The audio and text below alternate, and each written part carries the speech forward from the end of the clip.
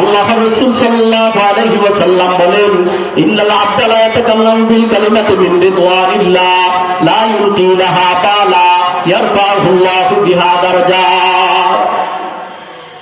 আল্লাহ পাকের এমন কিছু বান্দা বান্দিরা আছে যারা চিন্তা ব্যতিরেকে চিন্তা নাই, তাদের অভ্যাসটা ভালো হওয়ার কারণে মুখ দিয়ে তারা খারাপ কথা বলে না, বললেও ভালোটা বলে। ইচ্ছা না থাকা সত্ত্বেও জবান দিয়ে ভালো কথা বেরিয়ে যায়। এই অনিচ্ছা সত্ত্বেও যদি তার জবান দিয়ে ভালো কথা বেরিয়ে যায়, ইয়ারফাউহুল্লাহু বিহা দারাজাত, রব্বুল আলামিন তার এই কথার দ্বারা আল্লাহ রব্বুল আলামিন তার মর্যাদা বাড়িয়ে দেয়।